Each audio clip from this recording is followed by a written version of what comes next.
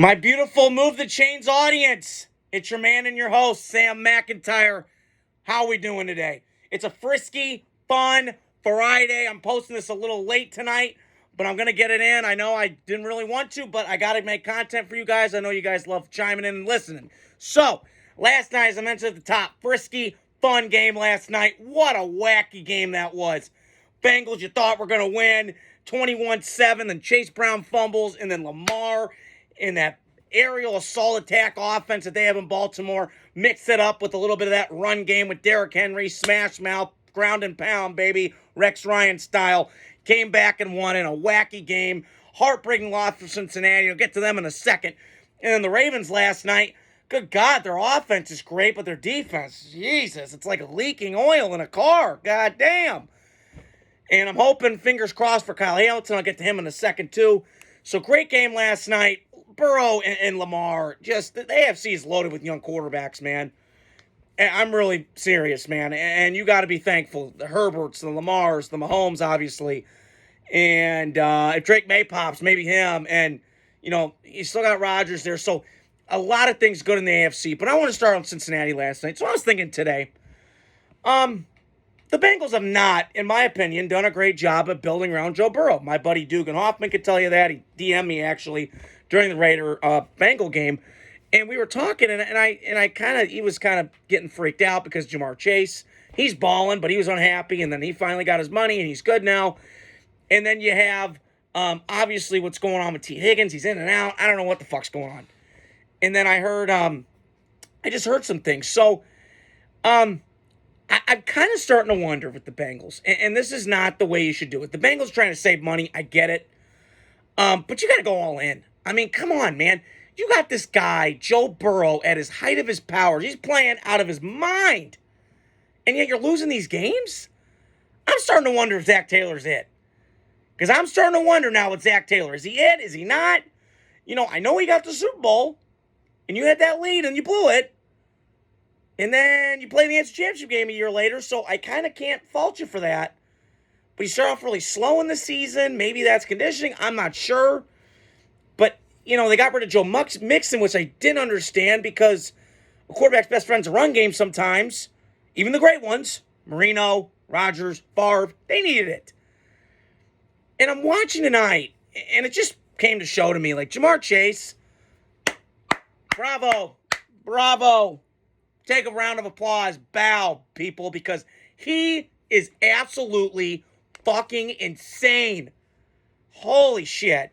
And to think him and Justin Jefferson were on the same team, whoo! Watch out. What were defensive coordinators thinking in the SEC with all those great athletes at corner and secondary? Holy shit, how do you cover them? You can put two people on Jamar Chase, but then you're going to single cover one-on-one with Justin Jefferson? Hell no. Girl, it's over right now. Ooh, girl, don't do it. Hey, okay? But last night, to me, but I wanted to touch on the Bengals because I was getting to that, but went on a little bit of a tangent there, but the Bengals aren't helping Joe Burrow. Their offensive line still sucks. It was 26th last year, 28th this year. I mean, they're not doing good on the offensive line. They're building the Madden team. They're like the Bears right now. The Bears put all this pieces, all this shit in the stars and the spangle and all this shit on the perimeter. They're building their team from the outside in. What you got to do with your team is build it from the inside out. That's how you build football teams. That's how you win football. That's how you win trophies. You get great line play. And you're always consistent that way. And I don't feel like the Bengals are. And it's a shame because you're going to waste this talent. And as I was thinking today, who Burrow kind of reminds me of in terms of franchise and the momentum and all this stuff, because he's putting up great numbers. Doesn't it start to remind you like the Lions 2.0 with Stafford?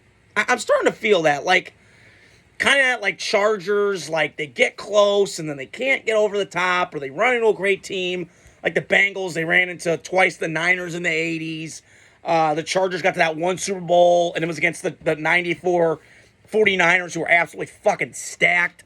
Deion Sanders, Steve Young, Jerry Rice, Ricky Waters. I mean, you got on and on.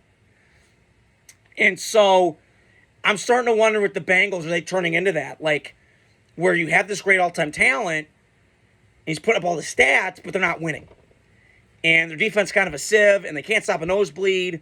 Although Lou Manillo is a really good defensive coordinator, I'm not sure what's going on with that.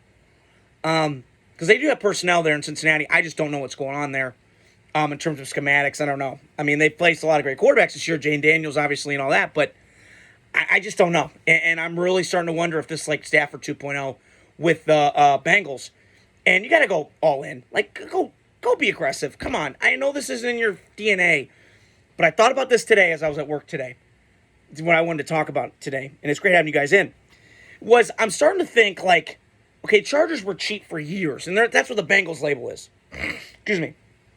And so the Chargers finally just gave in and said, all right, hey, Jim Harbaugh, you can become the coach. Jim's like, okay, here's my number, $16 million. Oh, by the way, let me bring my defensive coordinator in here. You going to pay him $3 million? Bet. Let's go.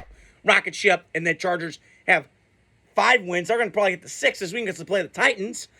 And Titans are kind of in shambles. So they're going to have 6 wins. And they had 5 all last year. And it's with the same personnel.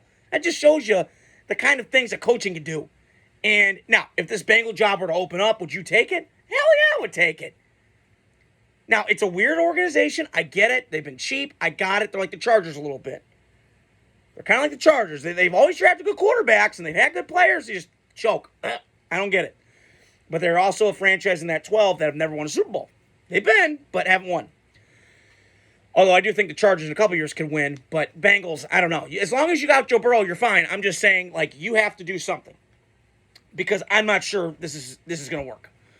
And then on the flip side, so my recap on that is I think the Bengals are starting to turn into Matt Stafford 2.0 with the Lions. Just early on in Matt Stafford's career, put up a lot of numbers, a lot of stats, a lot of empty calories, but not a lot of wins. Although Stafford, no. I'm trying to draw. But you get my point. Like, it's almost the same. Like, the offensive line's kind of hit and miss. Really more miss than hit. Great receivers, but not a lot of wins in the playoffs and all that. I get it. I wanted to touch on the Ravens last night. Lamar Jackson, I've come around on. I was the first to admit it. I was never a fan of his. There's something about he's got, I hate being mean, but that jive thing to him that kind of wears me out. Jameis has it. Cam has it. Lamar. And it's not a shot. I'm just pointing it out. It's kind of hard to listen to him talk at times. Just kind of hard to spit it out. And we knew Lamar out of college was great. I mean, he won the Heisman in 2016. I was in college then. He was balling. He was leaping over Syracuse people. I get it. More running back than quarterback. But I also, the guidebook on how to build and get this quarterback to believe in it is you keep putting pieces around him to help him. The difference between them and the Bengals, and Kyle made this point yesterday, was that the Bengals aren't doing anything on Joe Burrow. They're not getting an offensive lineman. They're giving him they're not, he's just pissed all the time. He's got that scowl on his face. Why wouldn't he? You're not paying my 2 receivers. You're kind of pussyfooting around with that. You're not giving me an offensive line. You're kind of being cheap. Like, you could have Cliff Kingsbury, and you kind of didn't. So, I just feel like I get Burrow's frustration. And then Lamar, and I'll get to the Ravens here, is that Lamar, I feel like he's getting so much better in the pocket. And he's still a great runner. I mean, last night, he does shit that I go, what the fuck? Oh, whoa. Okay, yeah. Do you, bro. It's almost like Holmgren and Favre. I've seen those, NFL films where it's like, Favre, no. God help us. Oh, great. Yeah, keep doing that, bro. Woo, okay. So it's almost like that. Oh, cool. All right.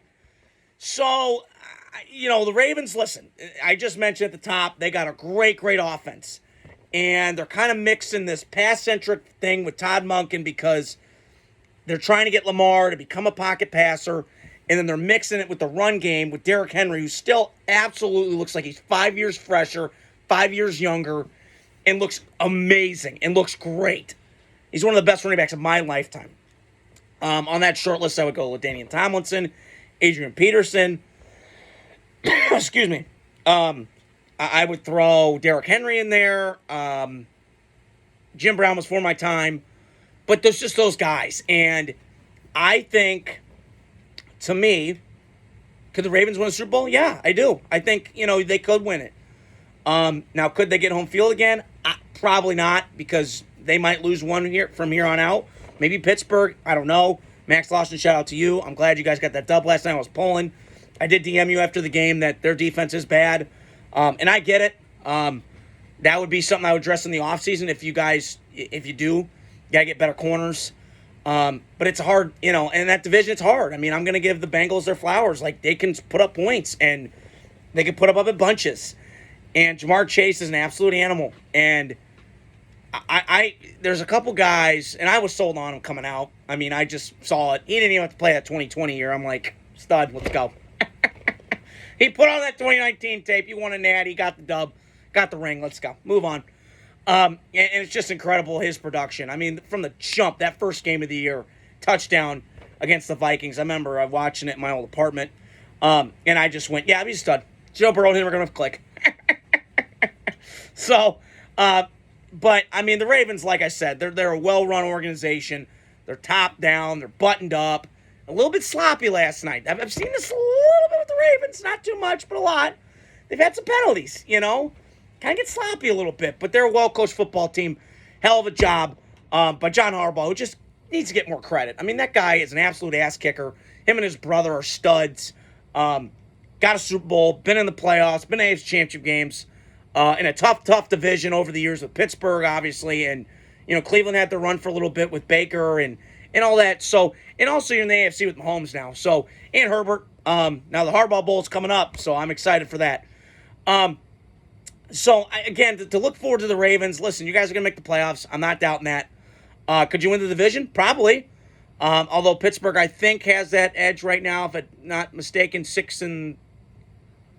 Ravens are 6-3. Okay, yeah, 6-3, and then Pittsburgh, if they win this weekend, and they're in Washington. I did pick Commanders to win. That's going to be a really good game. Fascinating to watch that. So, and the last thing I wanted to touch on. So, to recap, Ravens, great offense, leaky defense. They'll get it fixed, I hope. They got a 10-day rest period, so hopefully they can go back, watch the tape, not give up so much bombs, explosives over the top. Don't beat ourselves. But Ravens, a lot to cheer about last night. A lot of resilience, a lot of toughness in that team. And the Bengals let one game slip away. I mean, this is the second time now you played the Ravens. You've had a 10-point lead in the first game, and you had a 14-0 lead in the second game, and you can't close the door. I've always said there's teams that just think they're going to win. There's teams that know they're going to win.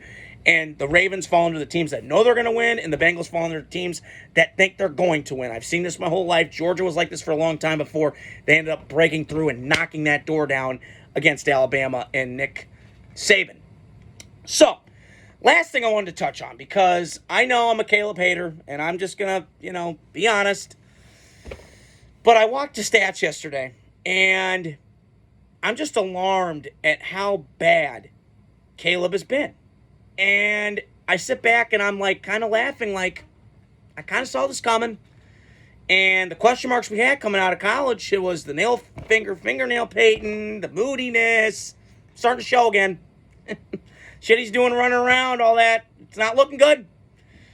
So, yeah, it's just not good in Chicago right now. They got to get a dub this weekend. If not, then they're going to go on an 8-game skid. Excuse me. Because you gotta win tomorrow. You gotta win Sunday against New England. That's no excuse. You're at home. You gotta win at home. If you win at home against New England, then maybe I'll give you a chance in the playoffs. But I don't know, man, because you got Niners coming in there, getting healthy at the right time, right place, right time. Seattle, maybe you could if DK. We'll see. But I just not right now. And last but not least, I didn't mention this as what I was going to talk about, but I saw something today that Trevor Lawrence is out for the season. And I'm already saying who cares, because Trevor Lawrence, to me, is one of the most overpaid, overhyped, overrated players of my lifetime. And is some of this his fault? I don't know. I mean, maybe. We do this all the time. I get it. We build these, we build them up, then we break them down. But Jacksonville is shitty. And what coach wants to take that job? I don't know. Because you got a GM and Trent Baalke who, has got beef with everybody. You go back to his history. He had a split in San Francisco. Baalke and Harbaugh didn't get along. Now you got a split now with Peterson and Baalke. It's a shit show. And listen, I give him credit when he was in San Francisco because he built physical football teams. No doubt about it. Jim Harbaugh was mainly the reason, though. Like, they already had physical players. And a lot of that was from Trent Baalke, or maybe it was. I have to look at the years. But my point is, it ends badly with Baalke, and it's going to end badly in Jacksonville. So again, this falls on the GM. And there's just a dynamic there that just is like a powder keg. It's just going to blow up at any point. It's like a volcanic eruption.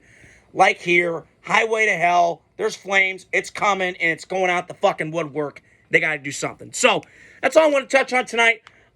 Posting this a little later than I wanted to, but always got to post some content for you guys. I know you guys love my content. Keep hitting that like, subscribe, share button. Stay tuned, and more videos to come. Talk to you guys soon.